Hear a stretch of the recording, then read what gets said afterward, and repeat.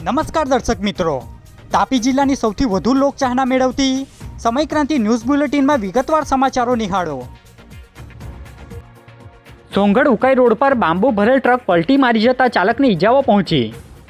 તાપી જિલ્લાના સોંગઢ ઉકાઈ રોડ પર આવેલ ગૌશાળા નજીક બાંબુ ભરેલ ટ્રક પલટી મારી ગઈ હતી, જે અકસ્માતમાં ચાલકને ઈજાઓ પહોંચી હતી। બનાવને લઈ ઈજા પામનાર ચાલકને સોંગઢ સરકારી દવાખાનામાં સારવાર અર્થે લઈ જવામાં આવ્યા હતા, જે માહિતી શનિવારના રોજ 4 કલાકે મળી હતી। તાપી જિલ્લા દેવ બિરસા સેના દ્વારા કલેક્ટરને આવેદન અપાયું।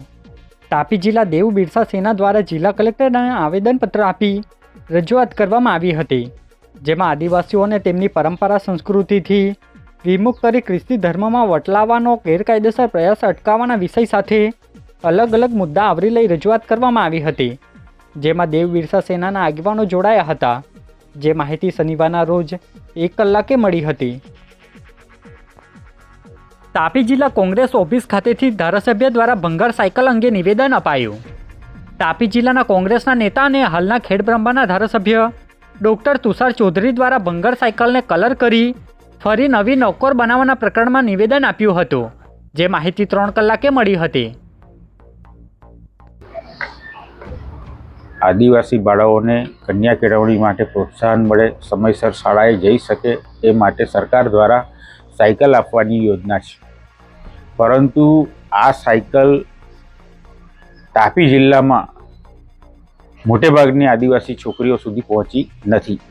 અને જે પ્રમાણે અમારી પાસે જાણવા મળ્યું છે તે પ્રમાણે વ્યારા સુગર ફેક્ટરીના કમ્પાઉન્ડમાં લગભગ 2023થી એટલે કે 1.5-2 વર્ષથી આ સાયકલો ધૂળ ખાતી પડી હતી। ધૂળ ખાતી પડી રહેવા બાદ ચોમાસું આવ્યું, ચોમાસું આવ્યા બાદ એના પર ઘાસ ઉગી નીકળ્યું, તેમ છતાં એ સાયકલ ત્યાંથી હટાવવામાં આવી નહોતી। અને રાતોરાત અત્યારે શિક્ષણ મંત્રી આ વિસ્તારના પ્રવાસે આવવાના હોવાથી એને રંગરોગાન કરીને ફરી પાછા કોઈને પધરાવી દેવાનું કૌભાંડ કરવામાં આવી રહ્યું હોય એવું મેં લાગી રહ્યું છે। કારણ કે મદદનીશ કમિશનરને પણ હવે પૂછ્યું તો એમણે પણ કીધું કે અમને હજી સુધી સાયકલો મળી જ નથી, તો અમે કન્યાનું કેવી રીતે વિતરણ કરીએ।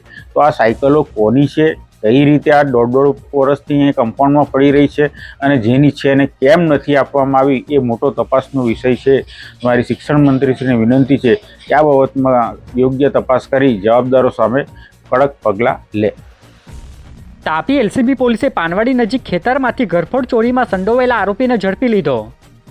તાપી જિલ્લા એલસીબી પોલીસમાં ફરજ બજાવતા વિનોદભાઈને મળેલી બાતમીના આધારે પાનવાડી નજીક આવેલ ખેતરમાં રહેતા ઈસમને ઝડપી પૂછપરછ કરતા તેઓ દ્વારા 23,300ના ઘરફોડ ચોરીની કબૂલાત કરવામાં આવી હતી, જેમાં કોમ્પ્યુટર સહિતના મત્તાની થયેલ ચોરી પ્રકરણમાં મગન મહાલા નાઓને ઝડપી મુદ્દામાલ કબજે લઈ કાર્યવાહી હાથ ધરી છે, જે માહિતી 2 કલાકે મળી હતી। તાપી સેવા સદનના હોલમાં જિલ્લા વિકાસ અધિકારીની હાજરીમાં સંકલન સમિતિની બેઠક યોજાઈ। તાપી જિલ્લા સેવા સદનના હોલમાં જિલ્લા વિકાસ અધિકારીની હાજરીમાં જિલ્લા સંકલન અને ફરિયાદ સમિતિની બેઠક યોજાઈ હતી, જેમાં અલગ અલગ મુદ્દે ચર્ચા કરી અધિકારીઓ અને કર્મચારીઓને માર્ગદર્શન અપાયું હતું, જેમાં જિલ્લાના અધિકારીઓ તેમજ કર્મચારીઓ હાજર રહ્યા હતા, જે માહિતી શનિવારના રોજ 2 કલાકે મળી હતી। સોંગઢ નગરના ઓડિટોરિયમ હોલમાં ભાજપની કાર્યશાળા યોજાઈ, જેમાં પ્રમુખ સહિતના આગેવાનો હાજર રહ્યા।